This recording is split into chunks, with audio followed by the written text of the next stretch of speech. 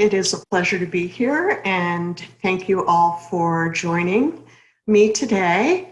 And I would like to begin on a very personal note. I want to tell you about my early psychotherapies because they really had a lot to do with my trajectory professionally. And so the first one, the first long-term therapy that I had was really helping me to establish my sense of self. And the second one that I had allowed me to, was really more about relationships. And it allowed me to find my husband. And the second one, my therapist, it was after graduate school, and I started to do some writing.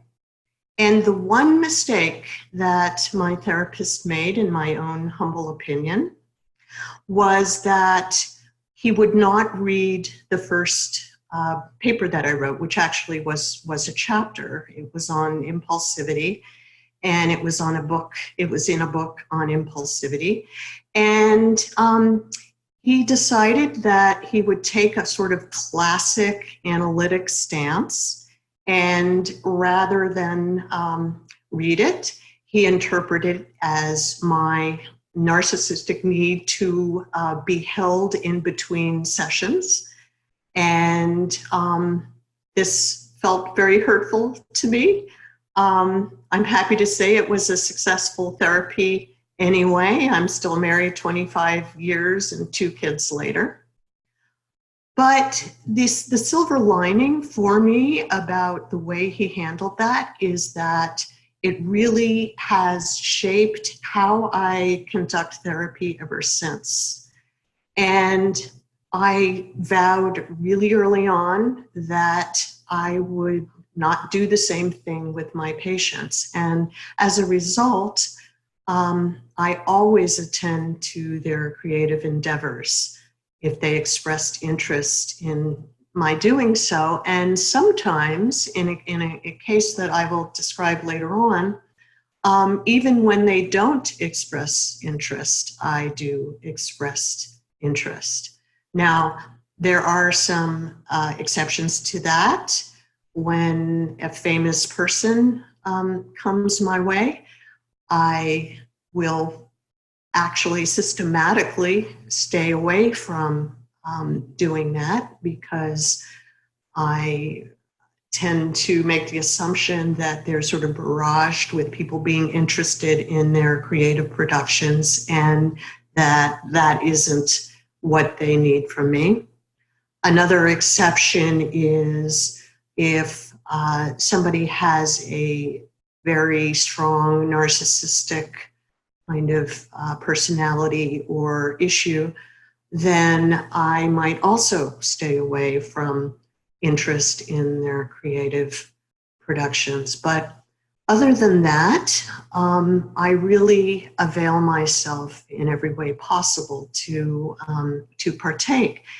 And I want you to note that I'm not an art therapist, and I rarely, if ever, ask people to make creative productions in my office, although sometimes I will do even that. And in general, because of my interest and belief in clinical intuition, for every rule that might exist clinically and framework-wise, I will always be flexible about dropping it or breaking it, depending on the context. But in general, I don't have people create things in my office. At the same time, I do feel that attending to the creativity of the people that I see for ongoing clinical work, and by the way, that is what I do, is long-term open-ended work. I occasionally will do some short-term work, but usually it is long-term for a matter of years. And I have absolutely come to believe that attending to these creative productions is one of the most important services that I can provide to the people that I see. And so I would like to explore this a little more with you now. And by the way, I will take whatever questions that you have, I will take at the end because I am unable to see them as I go through. So when I get done, we can attend. I'd love to have interaction with whoever is watching. And so let's talk a little bit about creativity, which is my belief that creativity is the highest edge for everybody.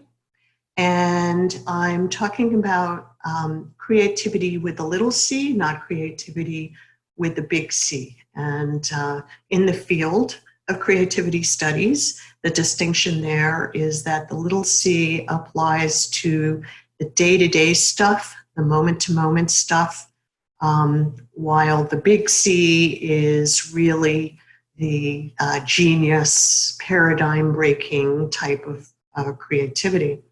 But for all of us, and I'm not talking about artistic or scientific creativity, those are the classical thoughts that people have. I'm really talking about the Ellen Langer sort of mindfulness, which involves attention to novelty. And that's something that we can do all the time, moment to moment, in just the little tiny micro ways of how we drive to work, how we fix our lunch, how we have a conversation. And especially as therapists, it is my firm belief that the art of psychotherapy is truly an art and involves this little type of C, creativity, where we're attending to novelty all the time with both the uniqueness of the people that we see, the uniqueness of the chemistry between us and the people that we work with, and the uniqueness of the moment in how we're coming together with the people that we see. Now, of course, if you're doing a kind of therapy that's manualized, then this is much less important. But that's not what I do, and that is not my belief about where the deepest level of healing comes from. And so, in my mind, that the idea of true intimacy, and I mean this in every sense of the word, whether it's at a physical level of sexual encounters or an emotional level of deep sharing during psychotherapy, that true intimacy always involves novelty. It always involves keeping things fresh and new, and that our energy, our presence in doing that is a really important way that we show caring to the people that we work with and share and caring for what we do professionally.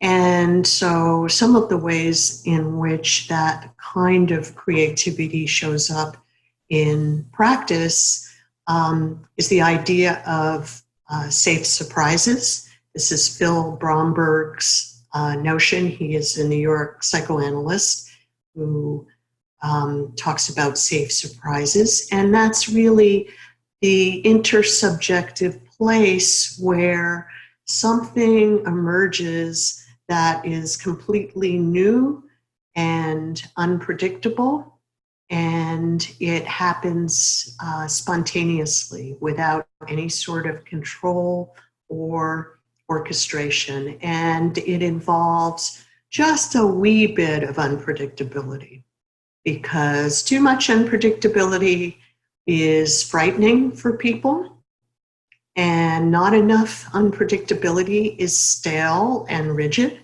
And there is an optimal degree of unpredictability in the middle somewhere where things can be new.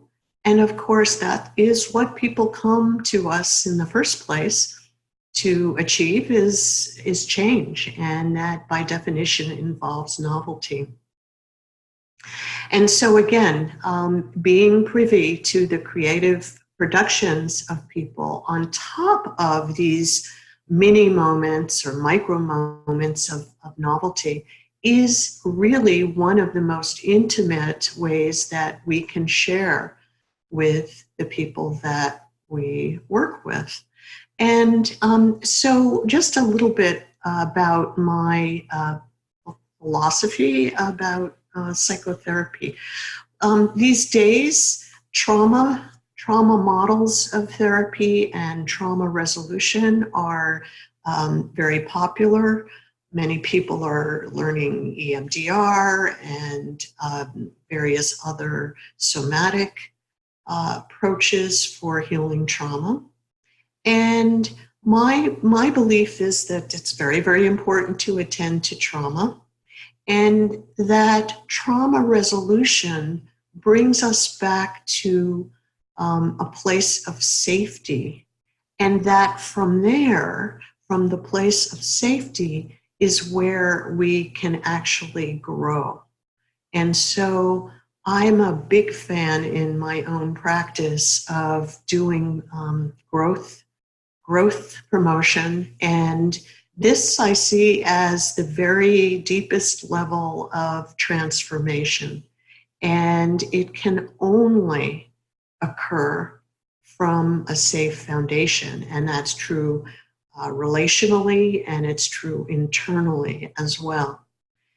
For me, it's been an interesting trajectory professionally. I went to UCLA for grad school in the 1980s.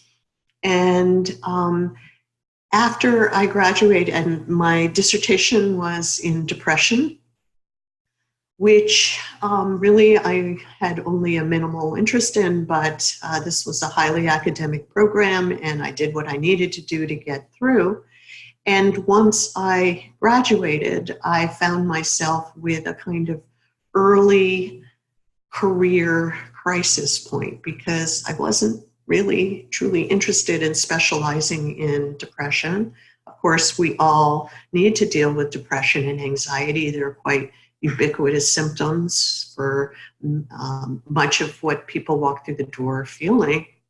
But when I really sat down and gave myself the space and the freedom to explore what's most meaningful to me, I really recognized that creativity is where my heart and soul truly were. And I had considered being an artist prior to going to graduate school, so I really did have a strong connection to creativity that I put aside while I was in graduate school. And I had a very difficult time embracing this insight when it first came up, which was, as I mentioned, really in the mid-1980s. And I felt rather ashamed for my interest in creativity, because it seemed to me at the time that what other people were specializing in and interested in were much more significant, that I was wanting to pay attention to sort of the fluff of life and not the meat and potatoes of what clinical work is about. But I nonetheless stuck with my own discomfort, and after decades now of practice of studying nonlinear dynamics, where novelty and emergence are the norm, not the exception, and of studying interpersonal neurobiology, which I now teach, I have come to recognize that I was really wrong in being dismissive of creativity as being the fluff or somewhat inessential or tangential to what's important in life. I have now come to believe that creativity, especially in this little C way of attention to novelty, is at the heart of the deepest levels of transformation. And this is especially clear to me from the point of view of interpersonal neurobiology, where during evolution, when we look, the beauty of interpersonal neurobiology is both being able to look at the people that we work with from a very holistic mind, body, soul, brain perspective, and as well as understand how attachment either progresses or erodes developmentally. And both an evolutionary and a developmental perspective are really, really important, I believe, to doing the deepest level of clinical work. From an evolutionary point of view, the difference between the reptilian level of the brain and the mammalian level of the brain, of which we are one, a fellow mammal, is the difference between the flexibility to learn and the capacity to learn versus the more fixed action patterns of the reptile, which are stereotyped and immutable. And all of that traces back in the mammalian brain to the play circuit. So the big differences between all mammals and the reptiles is the difference that the mammalian brain adds to the reptilian repertoire, which includes lust, rage, fear, and the seeking circuit. And that's the one that energizes all the other positive circuits. It's also the one most important to attachment, as well as the one most important that goes awry for addiction, including sexual addiction. But the mammalian brain layers on top of those four circuits 3 additional ones. The care circuit, because we are universally caring for our children, our babies and infants, and the separation anxiety circuit. So the anxiety circuit or the panic circuit, grief is connected to that. That has to do with being separated from our significant others. And then the one that is really most important to flexibility in the brain and the capacity to learn and the capacity for creativity is the play circuit. And so all of a sudden, as my interest in interpersonal neurobiology has deepened and as I've learned more, suddenly the way that the capacity for creativity stems out of the play circuit completely reverses things and makes play be of the utmost importance. And it's not only important in childhood, and we hear the idea that that play is the work of childhood, but as adults, it's key for us to play in terms of just decompressing. And it's key at other times as well. And I think that my big area of interest with clinical intuition is it's a creative form of play during psychotherapy. And this kind of play by which we experiment with new possibilities, we see what works, what doesn't work. This is important. It depends on having a sense of safety in the room and feeling close to our patients, or our patients feel close to us as therapists. This kind of capacity for play and for the creativity that comes out of this playful attitude holds not just for therapists, but also for the people that we work with. And so not only is it important for us to access our own clinical intuition, our own play through intuition, but I also have come to believe that helping the people that we work with find their own playful attitude, their own internal guidance through their intuition is one of the primary signs of healing. And so important, especially in this day and age when we are absolutely bombarded by social media and information that comes from the outside. It is totally critical that we have an internal foundation, and intuition is what allows us to navigate from the inside. And so this is something I have an interesting neurobiology model of how kids develop their own intuition by navigating from the inside out, and as a two-step process through free play, which for any of you who are parents out there, depends completely on the freedom from structure.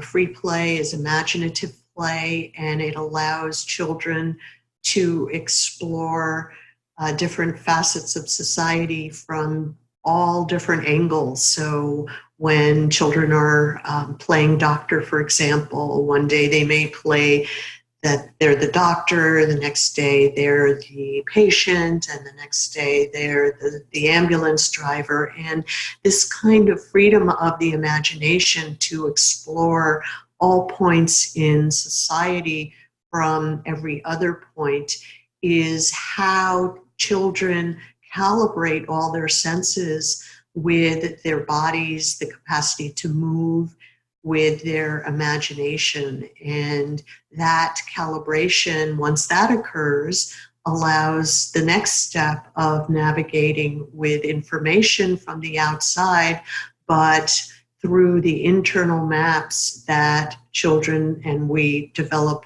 from the inside in order to navigate through social space. And so here again, this capacity for play, the capacity to develop intuition is not frivolous in any way, but absolutely central to remaining grounded throughout life. And I bring this kind of interest in creativity to my own play model of psychotherapy. So I mentioned that I believe play is critical to deep growth. And the play model that I have, I think that I'm not talking at all about play therapy, which again is not something that I do, and I don't work from children. Really what I'm talking about is a kind of play structure that exists implicitly in open-ended therapy, where we are there's a structure, there's a framework of beginning and ending, and a rule about turn taking. And I think that psychotherapy is, in a way, a very complex and multi-dimensional game of hide and seek, where our patients hide from us, where they also hide from themselves in various ways. both consciously and unconsciously. And we as therapists also hide from our patients by not revealing everything about who we are or our personal lives. And we also hide from ourselves because it is impossible to know oneself completely, and we all are fallible human beings. And so we try to work with this hide and seek. And sometimes the game is catch me if you can. If our patients want to be chased, or we look to be chased. And so this goes on under the surface as a sort of implicit bid for attachment, either for connection or for disconnection, for the ebb and flow that is underneath intimacy. And so in this way, I think that therapy is a very complex, as I mentioned, multidimensional game of hide and seek. And that during the process that we and the people we work with are continually playing with the change in the process, and that the creative productions of the people that we work with often at the cutting edge of growth. I like to say that even if people are not coming to me to get in touch with their creativity or to produce creative products, they often leave feeling more creative or more in touch or making productions of various kinds. And again, I'm not talking about art necessarily, although sometimes it is the case that it's through the vehicle of art. But instead, what I'm talking about is the capacity to experiment with new ways of being, of acting, and of relating to others. And I'm also talking about us as therapists and of having the sort of capacity to play in the sense of letting go of our defenses, of our mask and rigid ways of presenting ourselves. I just this week had a new patient come to me who is a woman in her late 70s who has been psychiatric social work in practice for many, many decades, and who also has been teaching counseling methods for many, many decades. And she told me something I found really striking, which is over the last 10 years that, or several years, that she's made about 10 attempts to find a therapist, and that each person that she's gone to, she can immediately see when they're using a script or they're using a formulaic approach, and that there is a kind of formality and mask-like quality about those therapists that really just turned her off and made her not want to continue that sort of work.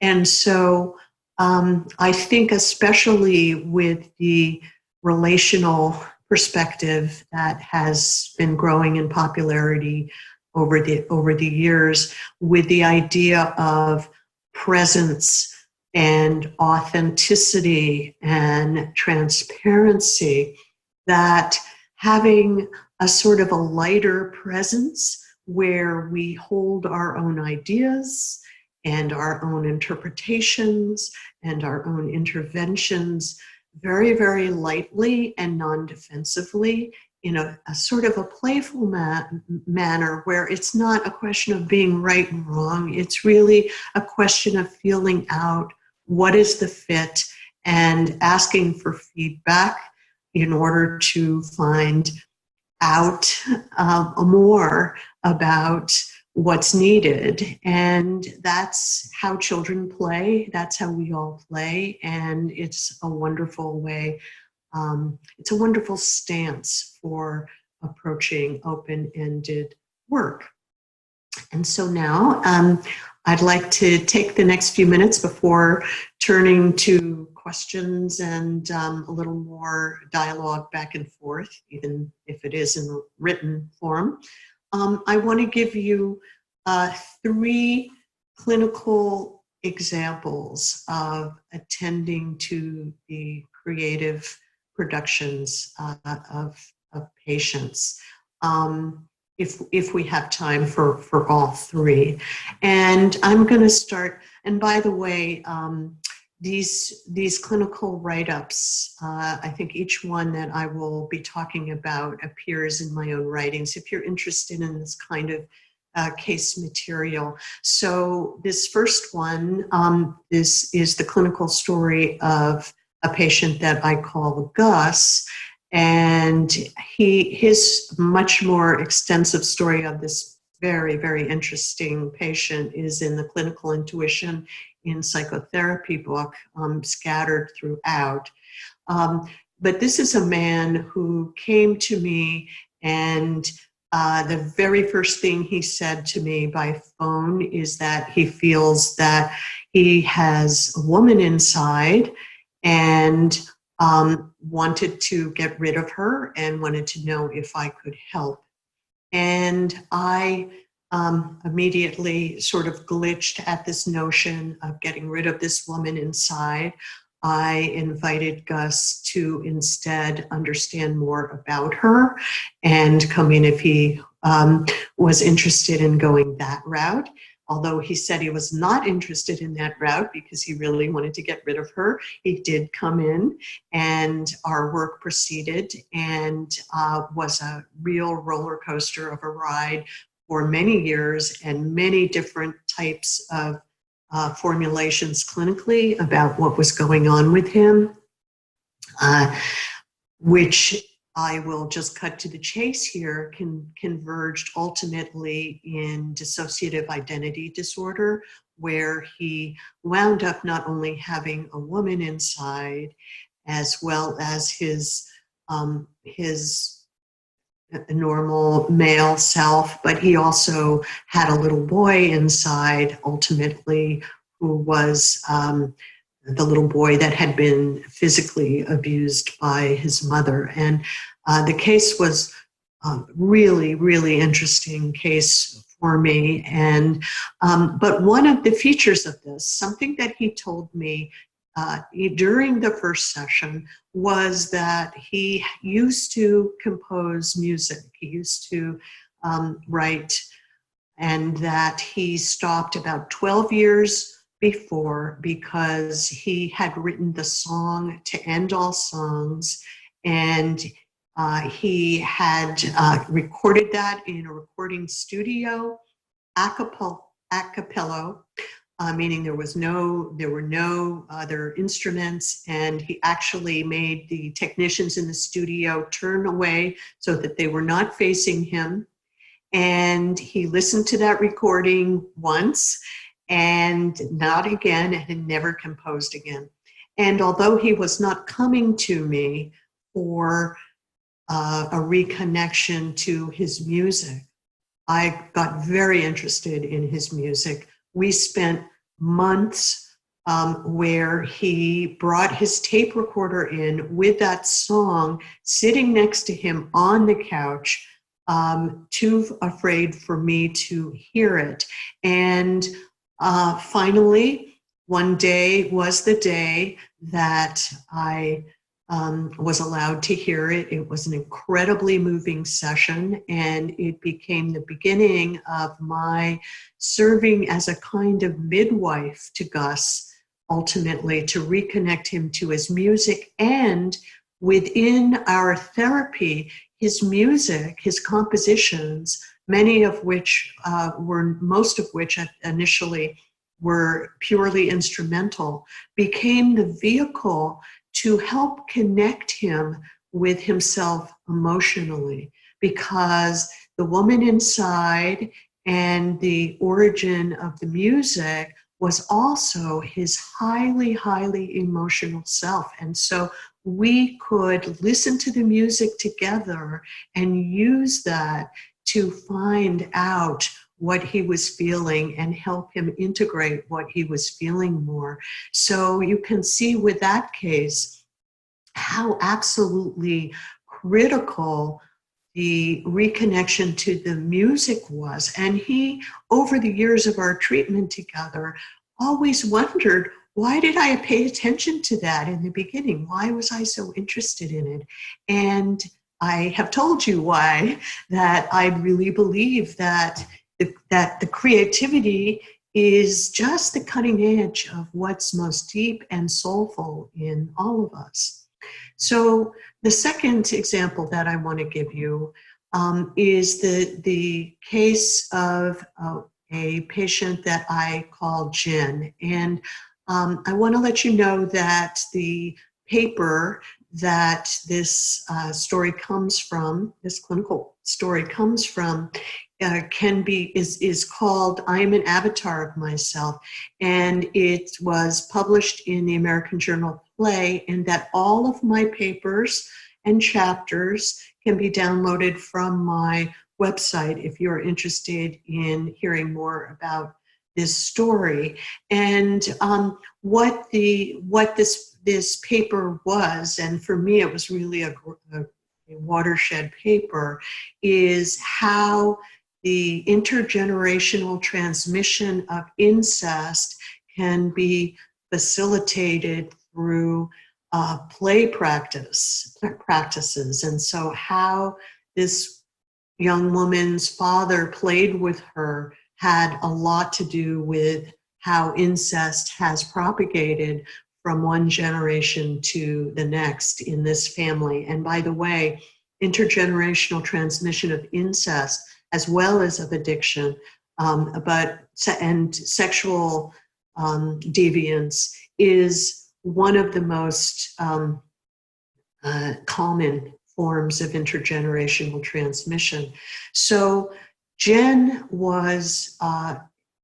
is an incest survivor of her half-brother, and he molested her between the ages of 5 and 7 in the family home. And this was an upstanding family home.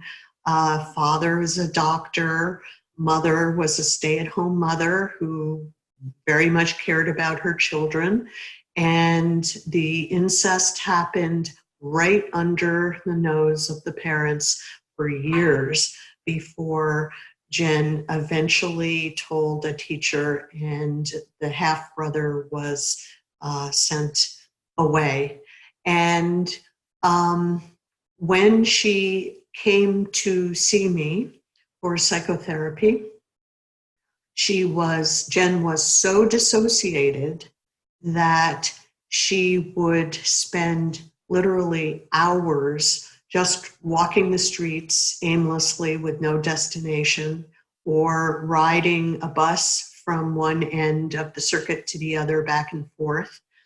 She would not be able to say to herself, I'm going to do such and such the next day, and then wake up and actually count on herself to do it, because she was so dependent on external structure to really organize her. But Jen has always been very high functioning, very, very smart. And she is also very, very creative, and she writes poetry. And so I would like to read to you 2 poems, one of which she wrote before starting psychotherapy with me, and the other is down the line several years. And I want you to listen carefully to these and see if you hear the difference in degree of dissociation, even though both of these poems are about dissociation. So the first one is called Robot Girl.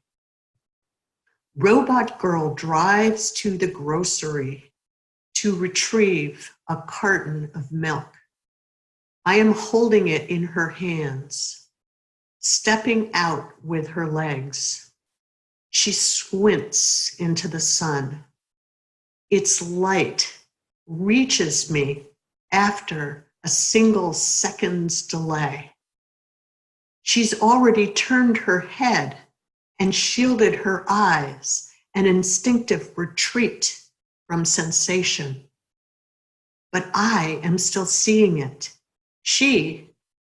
I am an avatar of myself. I am crouching inside, out of sync, swatting at flies that have flown beyond my reach. The second poem, and by the way, I have Jen's permission both to share these poems, which are in that article, and she also read the article, and so that has the okay as well. This second poem is called Dissociation. Green plants lean into life, into light. See the tales their stems tell with their direction of times their pot was turned toward or away. Fight or flight is seen as plainly by a masseuse's fingers. Don't mention how you read the knotted muscles in my back like braille, how the fibers remember every clenched fist, and the clouded ice set hard over it, all like a veil. My eyes stayed open, but didn't see when he kissed me. I learned to leave the room while staying still, like holding on to a leash so nothing strays where you can't follow. I rise up to the ceiling, tied as if with string to the sluggish flesh, until I remember that I am underwater, until I swallow the rising tide like bile in the back of my throat. I cannot move. I will never know the reason is because I am in suspended animation, waiting for it to be safe, to surface, for someone to find the cure to whatever is wrong with me. I put myself here under sedation, where the morning frost doesn't know how to melt in the sun when darkness is done. So, as you might have sensed, there is a great difference in the quality and the tone between the two of those poems. But I'm not going to go into too much. I'm not going to go into any more detail. I'm going to really let those poems speak for themselves, because very briefly, I want to present one more case, which is written up in my book called Psyche's Veil.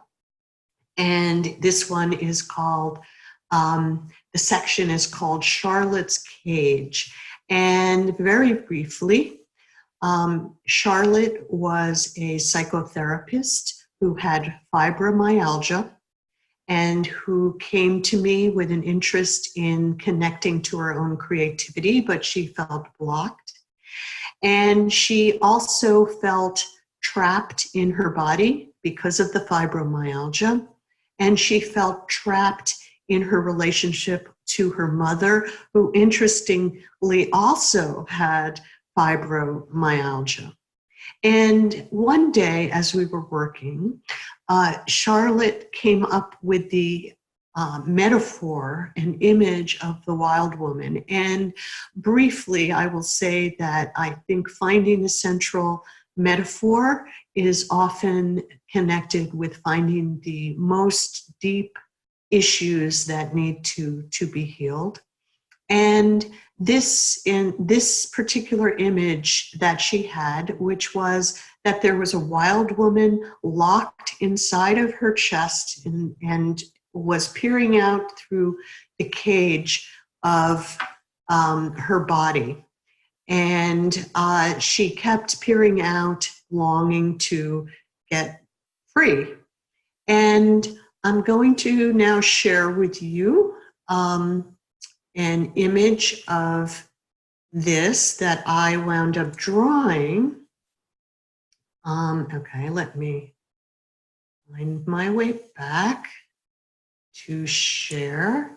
And then here is the image. So what happened is, this is the wild woman. It's kind of an iconic image for me, where one day we kept returning to the image of the wild woman looking out in the front of her body. And after quite a while of working with this image, one day the wild woman, instead of peering out through the front of her body, actually turned around, faced the back of the body, and walked there, and noticed that the cage was open and had always been open. And from that point on, the wild woman was able to spread her wings and leave and come back. And what that really revealed to me is that the very same image that shows the problem often shows the solution as well. And this happens again and again. And so here again, we can see how the creative productions, and at this point, it's in it's the creativity that comes in producing the image. And images are much, much closer to the pre-verbal world than words are, since we were not born with words at all. And so with that, I would like to now open it up for discussion and for your comments. And let me come back to the chat. And I see,